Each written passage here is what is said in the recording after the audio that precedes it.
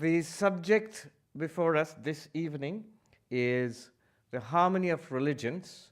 And of course, I'm referring to Sri Ramakrishna's very famous, very well-known teaching that as many faiths, so many paths.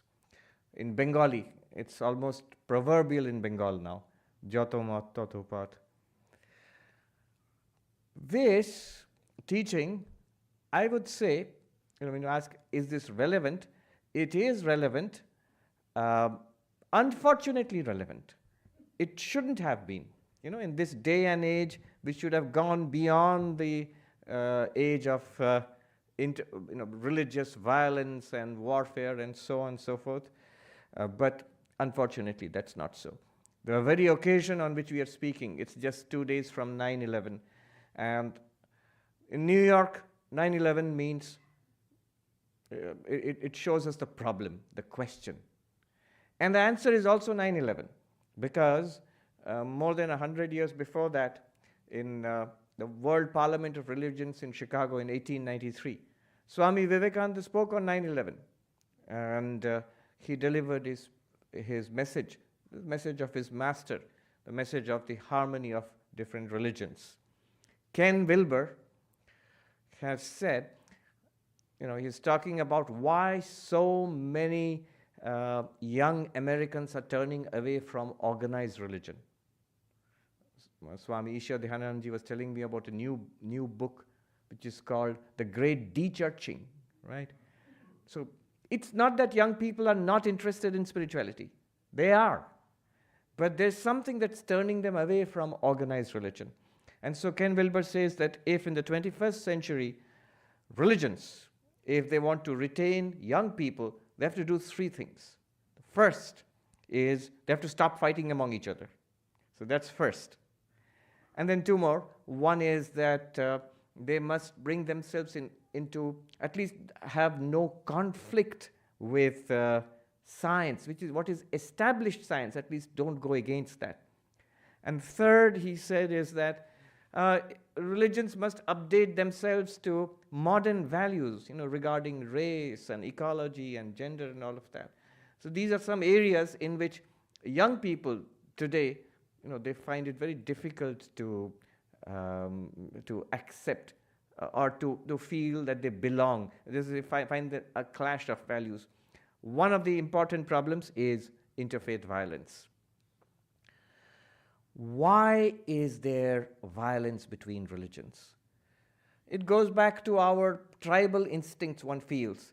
In pre-civilizational times, when we were nomadic tribes, when one tribe came across the other tribe, the usual the usual result would be violence. One tribe would try to wipe out the other tribe. And this continued. When organized religions developed, one of the things that the founders of these religions tried to do was to overcome violence, by uniting people. So in fact, one of the meanings of the Latin root of the word religion is to unite. So bringing people together. The way it worked was this. If your tribal instincts lead to violence, I belong to this group and the others, they are other. They don't belong to us. And then there's violence. Why not think of all of us belonging to the same tribe? So a religion, an ideology, the one God that we worship. So all of you gathered together, belonging to different tribes, now you feel you belong to the same tribe. And therefore there is no need to fight. The kind of protection and the rights, privileges that people enjoyed within one tribe, that was now extended across all the tribes because they subscribed to a super tribe, the tribe of one religion.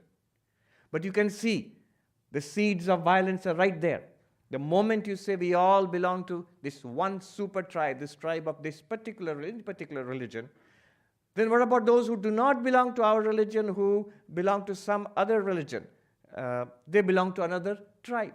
And so now they become the other. That which was tribal violence now became inter-religious violence. To some extent, at least, this analysis is correct. With one exception, India. what the Indian experience was, that we will look at, and then we will situate Sri Ramakrishna's teachings and see how it is a solution to this problem. Remember, what we're going to talk about is violence directed for religious reasons by people belonging to one religion against people belonging to another religion, for religious reasons, because there's violence for political reasons, economic reasons, military reasons, and a host of other things. And those things will not cease so easily. So in the 20th century, for example, probably the most violent century that we have had in human history, most of the wars and most of the killing was not for religion. There have been religious wars earlier, but most of the wars and most of the violence in the 20th century were actually by secular forces. The Nazis against the others, and the forces of nationalism in the First World War, and so on. Or the whole Cold War between capitalism and communism. Mostly it was non-religious, but still very violent. And that kind of violence, we are not going to talk about that now. We're going to talk about the problem of interfaith conflict and how harmony between religions can be established. The unique teachings and extraordinary insights of Sri Ramakrishna. I had an experience. Just a few weeks ago, I was in London, and my hosts very kindly took me to St. Paul's Cathedral. It's a wonderful experience, and I was with a group of Indian people, devotees of the ashram, who were showing me around. Magnificent, magnificent. I mean, that's the Church of England, the Anglican Church, and it embodies the Protestant revolt against the Catholics. So, as they explain it, this was to be a cathedral of the letter, of the word, not of icons. It is something directed against the Catholics. So, and so on. What I noticed also was, in that midst of that opulence and magnificence, many tattered old flags hanging from the ceilings.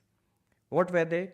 The flags of different regiments of the British Army, who have fought in different wars across the world and won the battles, and heroism and inspired by God.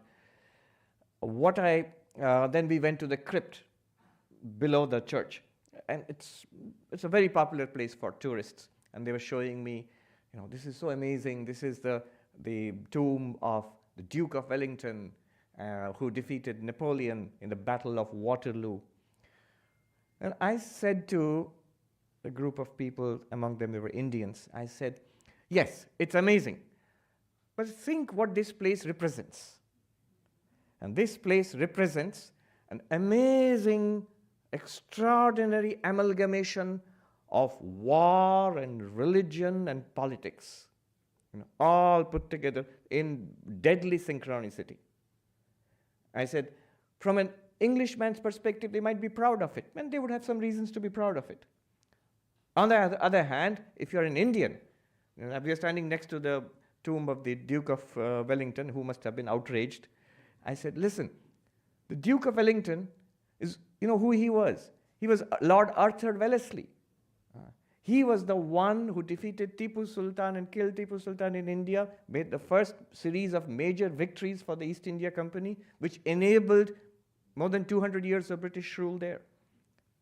If you're an Indian, from an Indian perspective, this entire institution is a finely honed dagger pointed at your throat. It's true. It's true. And you shouldn't forget it. I said, did you see all those flags in the hall upstairs, throughout the chapel? What do they represent? They represent war on a global scale across the world, fought by imperialist forces, by the British Army, in service of the British Empire. Yes, again, from a British perspective, English perspective, I can see how this is heroism. But not from your perspective, not from the African's perspective, not even from the American's perspective. So I sometimes used to think, how could this little country, England, rule over half the world, and a vast country like India? And when I see that institution, I said to them, when I see this institution, now I think, how could they not? When all the forces of a nation are brought together war, God, politics, all together, nationalism, all together in one weapon. So yes, I was just thinking, Vivekananda saw all this. When he went through England and he came to the United States, he saw, and this is not just England, by the way. It's not that I'm just criticizing England. All of Europe was this, all of Europe. He saw all this, and I also noticed that Vivekananda learned so many amazing things from the West, from America, from Europe, and he took it back and he told his countrymen about this. He never spoke about this combining religion and militarism and government. And no, he saw this. He didn't think it's something good, that it's something worth emulating. No. Those who are from India here, can you think of a single Indian religious institution, a single temple? It's land of temples, where you would find flags of the armies and the names of generals and warriors and admirals and captains? No, no. I often say India was not a particularly peaceful place. There were emperors and kings and kingdoms and empires rising and falling, wars galore across the millennia. But never once were there wars driven by religious enmity. Never. India has always been a land of tremendous religiosity. There's a land crazy about religion.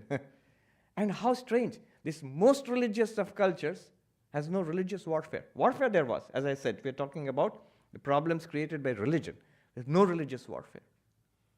So this is a remarkable thing which we need to think about. And it's something that makes it relevant to this day and age, this day of the two 9/11s. The 9/11 problem, of the ancient problem of religious hatred and violence, and the answer provided by the other 9/11, when Vivekananda gave this message of harmony of religions. In fact, we were introduced to violence in the name of religion, organized violence in the name of religion by the first waves of Islamic invaders and then by Christian colonialists. In fact, Vivekananda, when he was giving his speech in Chicago in the Parliament of World Religions, he spoke about how India has sheltered the persecuted of all nations. And he mentioned how the Jews, when their temple was destroyed in 72 AD, they came to the south of India and they sheltered, and even till today there's a small but vibrant Jewish community. I remember in New York, we were celebrating in the Indian consulate in New York, Hanukkah and Diwali, the Jewish festival of lights and the Hindu festival of lights together. And the Jewish and the Israeli consul general had come to give a talk. He said, as the Consul General of Israel in New York, I meet Jewish communities from across the world, and they always have their tale of woe, where how they're in their country, wherever they lived, they have faced persecution at some time, except India. He said, never from the Jewish community from India. They never felt persecuted in India, always felt protected. Vivekananda mentions that. Though, technically speaking, you might be shocked and disappointed. That's not true. The Jews were persecuted in India. How? It's when, after nearly 2,000 years, 1,600 years of peaceful existence in India, when the first Portuguese missionaries came, the Jesuit priests, and they brought the Inquisition from Europe to India, and they tortured and murdered Hindus, Muslims, Jews, and other Christians whom they felt had deviated from the Catholic faith, and so on. So, but the point was, Indians never, persecuted the Jews.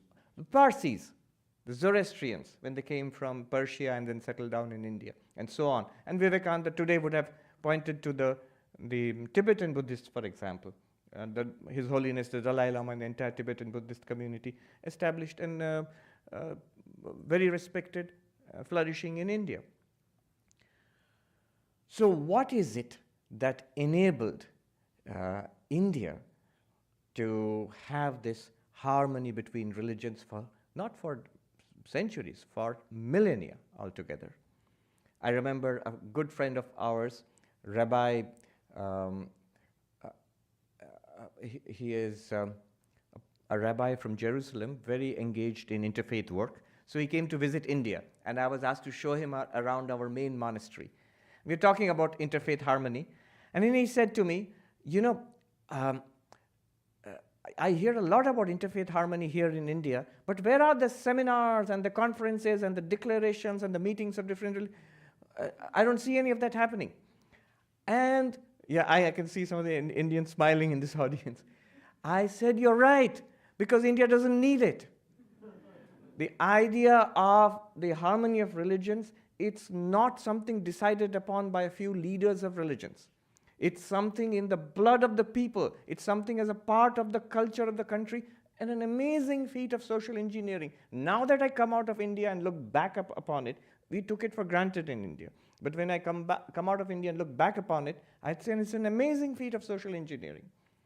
The Rig Veda, the oldest of the Indian spiritual scriptures, the basis of Hinduism, the 4 Vedas, in the Rig Veda itself it says the famous line, Ekam Sat Vipra Bahuda Vadanti. The truth is one, the wise speak of it differently. Robert Wright, who is a neo-Darwinian, and he's written this book, The Evolution of God.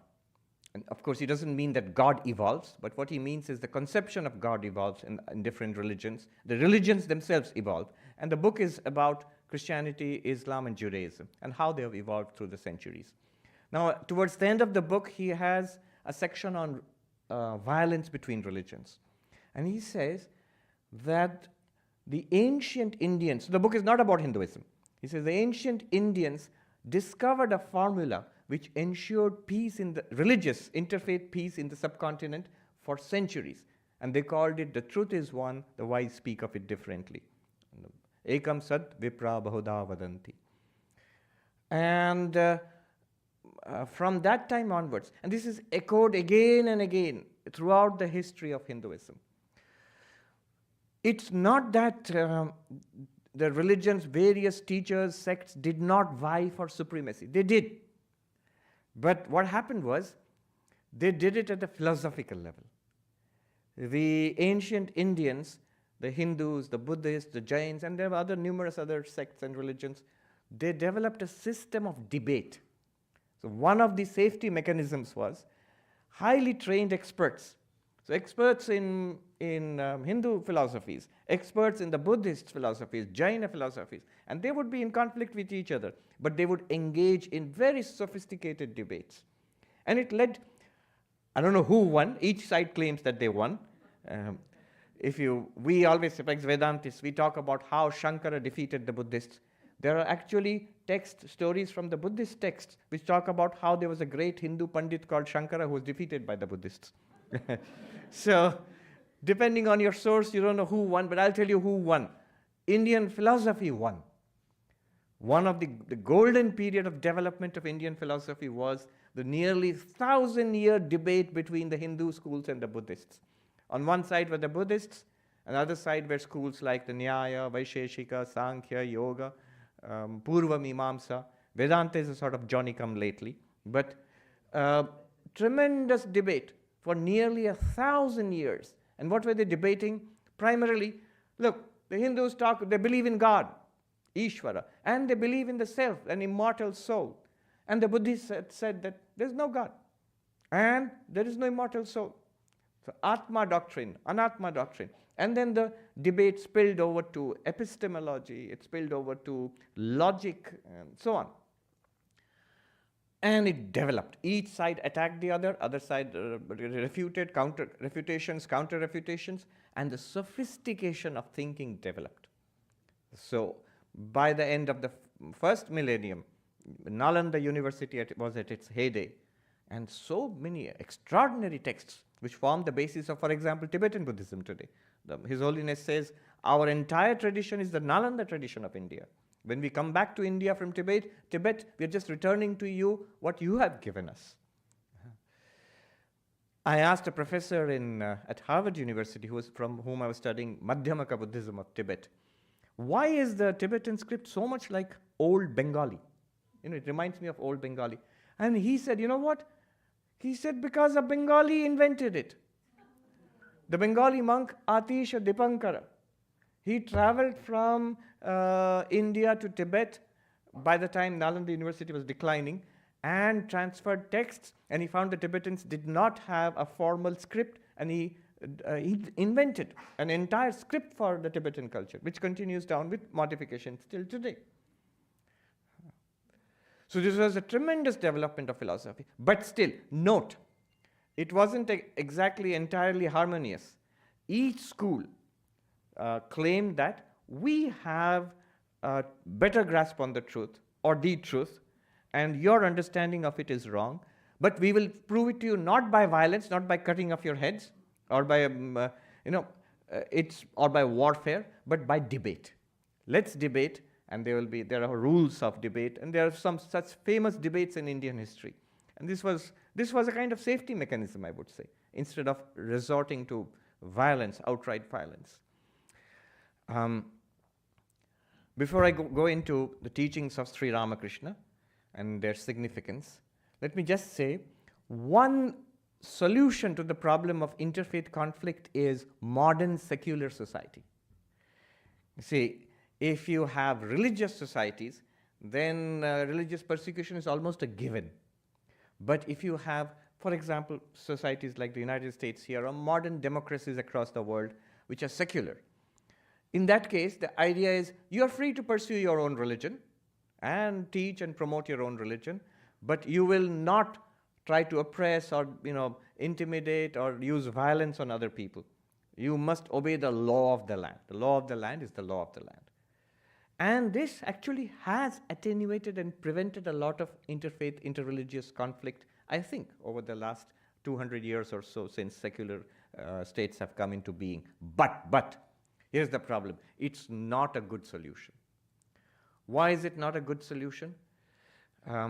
Karl Popper, who was a well-known philosopher, he has this what is called the paradox of tolerance. He says that inevitably modern societies, that means he means modern Western societies, will have to face this. The more liberal and tolerant you are, what do you do with the intolerant? So will you tolerate the intolerant, or will you be intolerant with the intolerant? Because if your principle is tolerance, then you have to violate your own principle if you become intolerant with some group of people, intolerant. And it's a difficult question. Even I don't know the answer to this today. But what he says is this: what will happen is that if you are tolerant with the intolerant will come to dominate your society, and it will provoke a reaction from people who were hitherto tolerant. And then intolerant will spread across society. He says a determined, intolerant minority will always win over a disunited but liberal majority.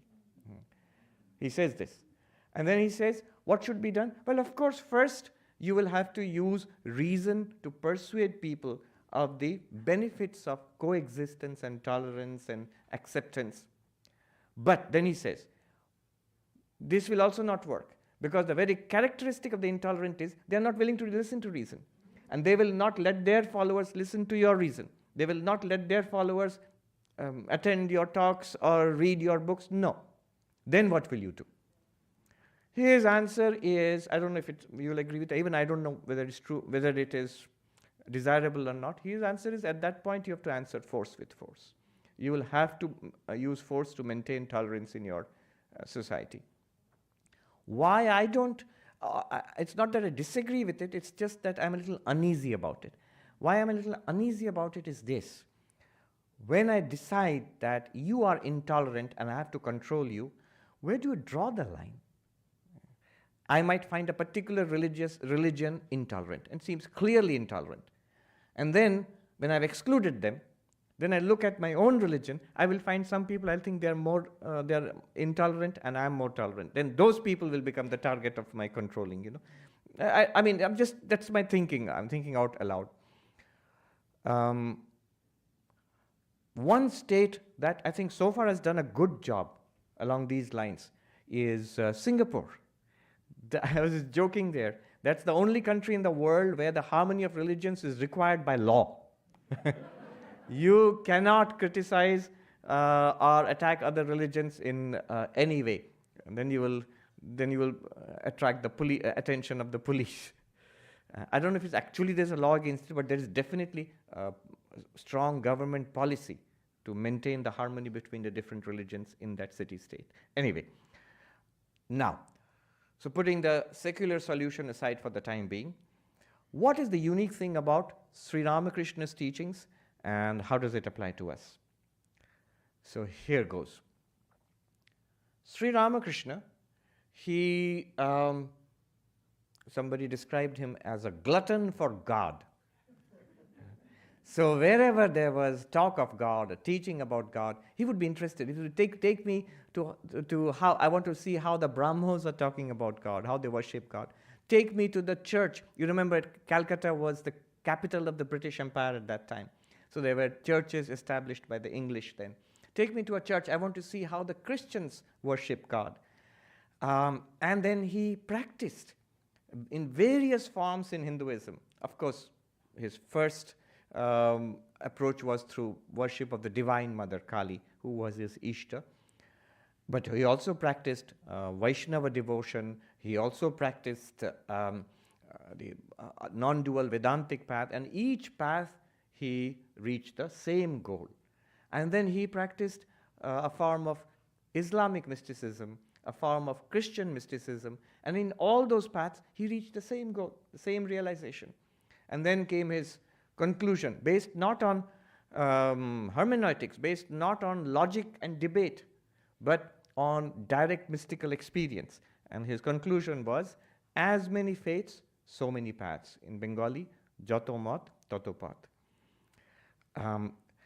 He saw that people, genuinely serious, sincere spiritual seekers and advanced spiritual masters, even they were not liberal. That he noticed. It's not that, throughout the ages, in different religions across the world, there have been great sages. And you will find some of them seem to be, to us today, they seem to be pretty narrow. That we have the right path and everything else is false. And who is saying this? Not an ordinary fanatic, but somebody we all respect. Some the sages, saints in different religions. So you could be a saint, but you could also be quite narrow and illiberal. And that's what Sri Ramakrishna noticed. And so he set about, whenever he would go to different spiritual masters, he listened to them, and he would always encourage people along their own lines of spiritual development. He would say that, yes, this is very good, and follow this, and you will realize God. However, this he would always add, do not think that this is the only way. Do not preach that this is the only way, and everybody has to come to that. No. One can realize God through other ways too. So what is this teaching? One way of understanding, it's very sophisticated. It's, as the Americans would say, it's pretty cool. One way of looking at this is you can analyze it into 5 components, and that's the way I will talk about it for the next few minutes. First of all, Sri Ramakrishna says, the ultimate reality, God, Brahman, Shiva, Allah, the Buddha nature, the Tao, whatever you call it, the ultimate reality is infinite, is limitless. One thing he disliked intensely was any attempt to limit the nature of God. See, who are you to limit the nature of God? Who are you to dictate to God what God can be and what God cannot be? Of course, he can say this because it's pretty easy to say this in Hinduism. Sometimes I'm asked to give classes to school children, introducing them to Hinduism. And I put it this way, Hinduism is tremendously diverse, tremendously so. Any question that you ask in Hinduism, the answer is always yes and no. Do Hindus believe in God? Yes and no. There are Hindu, not the same Hindu, so there are Hindu schools which do not believe. Sankhya, for example, does not talk about God. Purva Mimamsa, a Vedic, orthodox Vedic school, does not talk about or does not focus on God as such, and so on. Is God male? Important question here. Is God male? Yes and no. God is very proudly female. And the worship of the Divine Mother, the Mother Goddess, is as ancient as Hinduism, maybe even older than the worship of God in the male form. And God is beyond male and female gender. We'd be very happy in today's multi-gendered world. Yeah. The Hindus know about the Ardhanarishwaran. Can you worship God as with an elephant head and a pot belly? Yes, you can. As Ganesha. I saw Ganesha was very popular in the United States when I came here. I thought that would be the last deity to be popular. And I asked an American, why is Ganesha popular here? And he said, who doesn't like a cute elephant? So, in all these ways, a tremendous diversity in Hinduism. And Sri Ramakrishna says that God is infinite. And he would teach with these wonderful parables. And I can assure you that tonight when you leave, you may not remember all this theology and all of this interfaith harmony, but you'll go away with those parables, those stories. The stories are unforgettable. He says, there was a little ant who came upon a mountain of sugar. And he was delighted. Wow, a mountain of sugar. And then the ant went up to the mountain of sugar, with great difficulty took one grain and dragged it back to its little home, its little hole, and looked back and said, I'm coming back for the rest of it. Of course he cannot. And he need not. That little grain of sugar is enough to fill its little tummy. Right? And we are exactly like that. God is like that mountain of sugar. We are like that little ant. We cannot comprehend all of it. Nor do we need to. Nor do we need to. Our fulfillment, our freedom, our moksha, our nirvana, any one of those aspects which God is pleased to reveal to us is enough for us. Is more than enough for us. Infinite, and also Sri Ramakrishna says, God is beyond thought and beyond language. Our thinking and our language cannot grasp God. This is an old Vedantic idea. Avang manasagochara. Beyond thought, beyond language. Why it's beyond language, there's a lot of discussion about it. Basically, in two senses. One is from the Advaitic or the Buddhistic sense, the ultimate reality. Buddhists, of course, will not say God. I can't resist this. There's this lovely little joke about Buddhism. You know, a poet said that modern man, the modern human being, we have a God-shaped hole in our psyche in the 20th century because of atheism, agnosticism, giving up of religion, walking away from religion. You can walk away from religion, but you will have a deep sense of lack within you.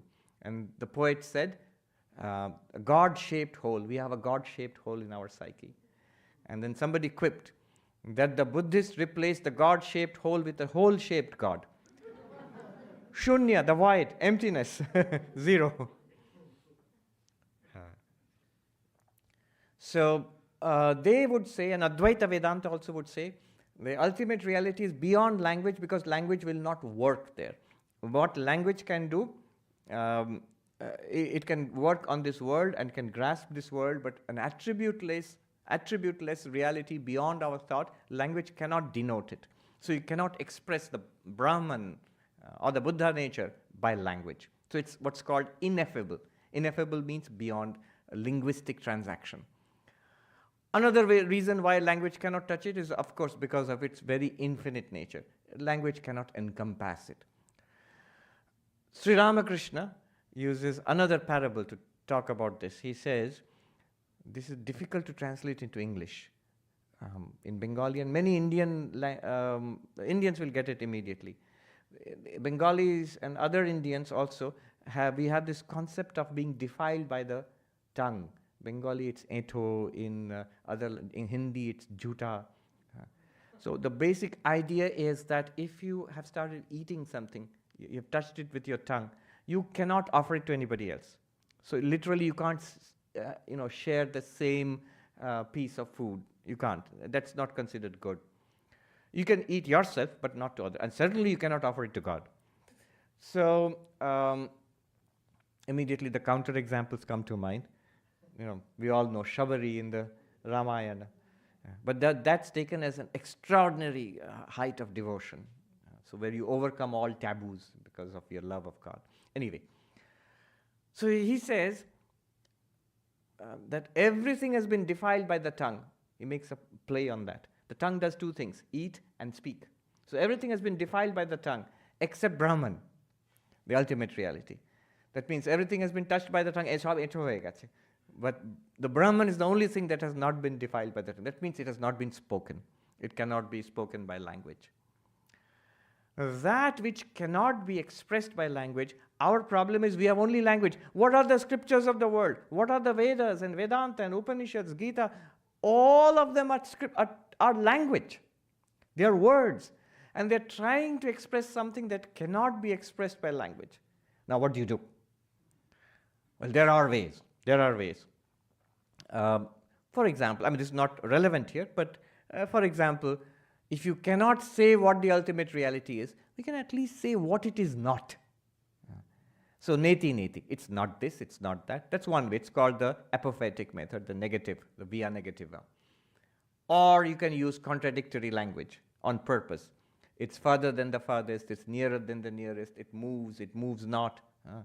What is night to the yogi is day to the ordinary person. What is night to the ordinary person is day to the yogi. It sounds contradictory to see action in inaction and inaction in action. Bhagavad Gita.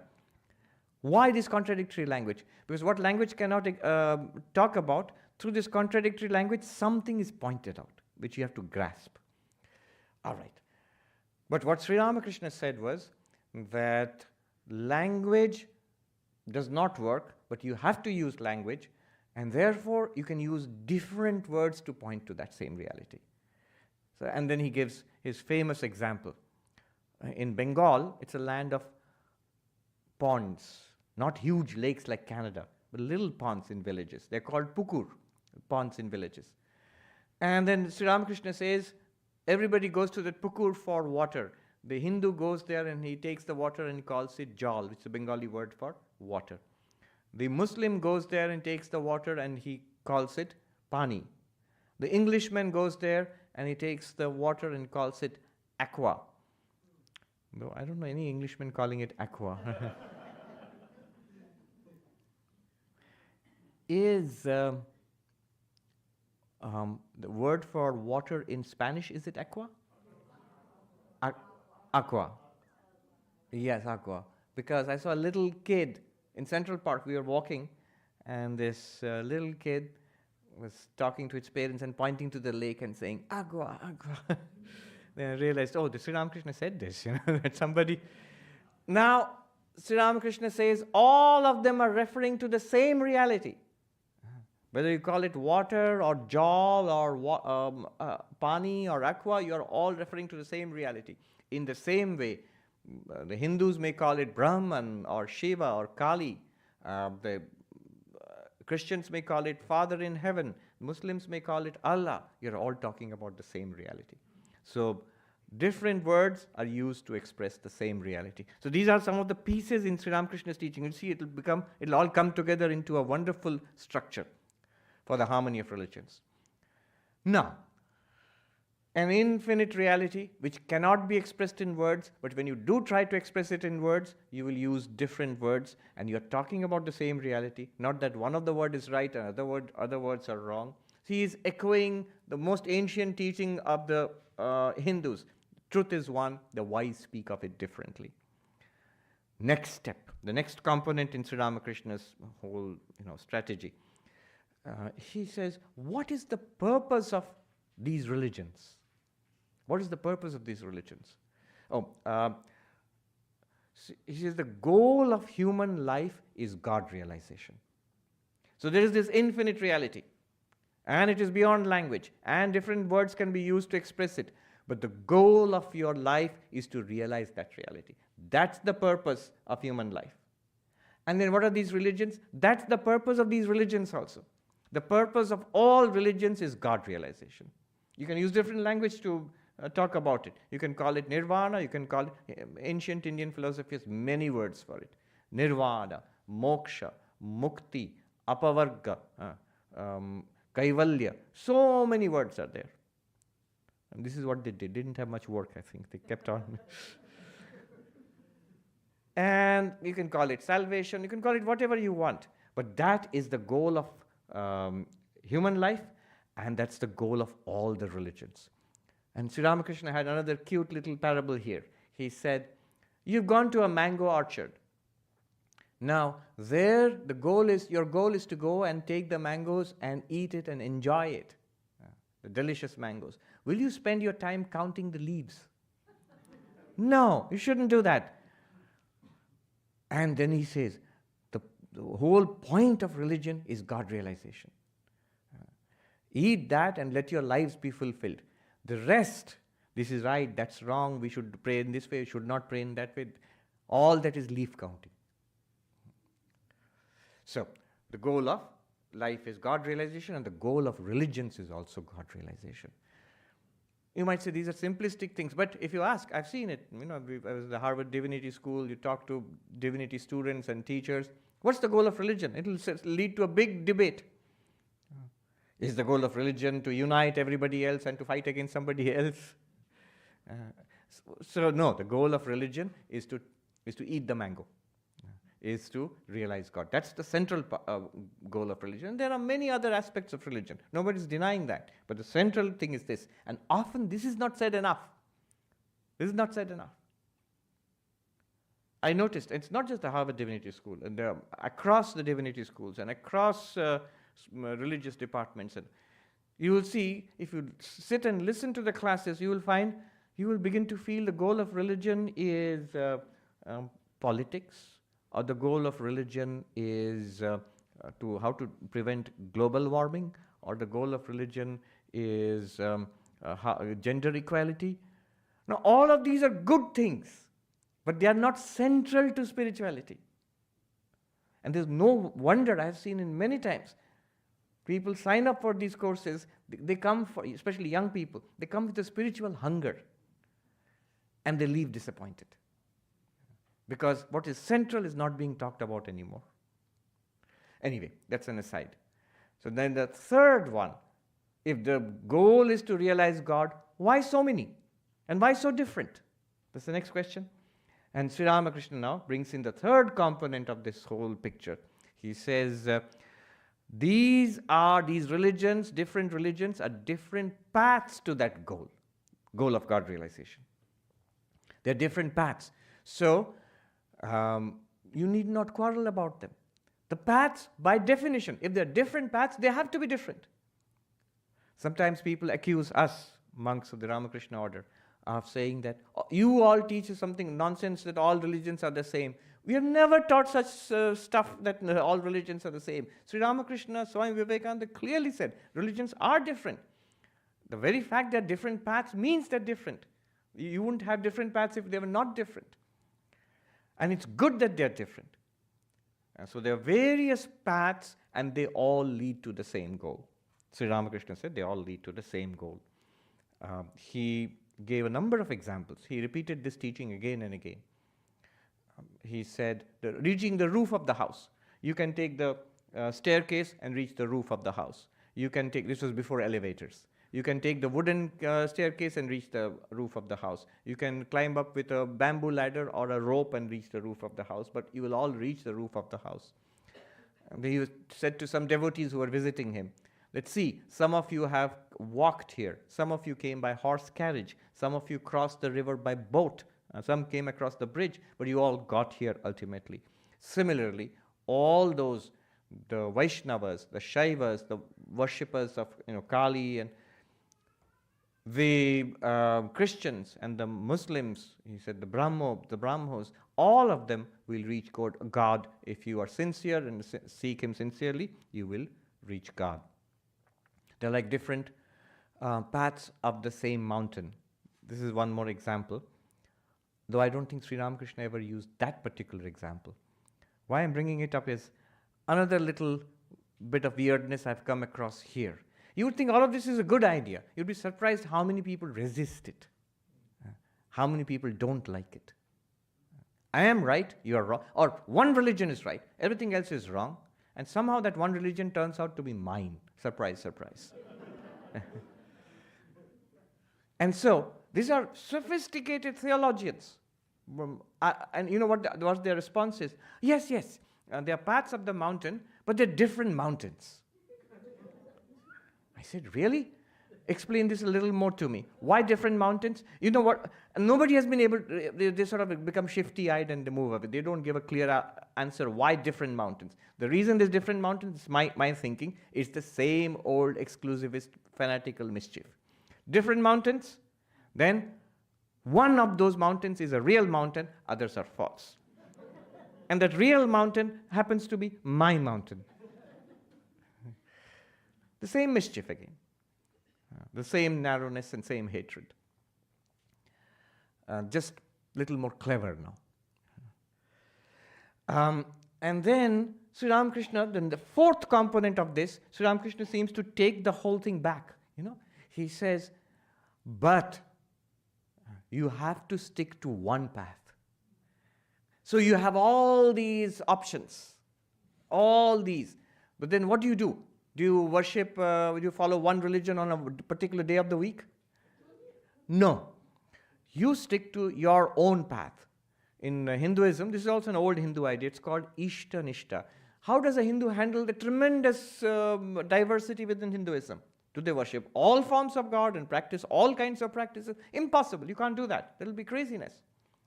So what we do is, we have got something called Ishta Devata, the chosen form of God. So the chosen form of God may come from your guru, from your particular tradition in your family, in your community. It could be your choice. So now you focus your practice on that particular form and that tradition and within Hinduism and those practices. The example Sri Ramakrishna gave, another nice little parable about the well digger. A man was digging for water in a particular place, started digging a well. It's hard work. He found no water after some time. Somebody told him, try there. And he went there and started digging a well.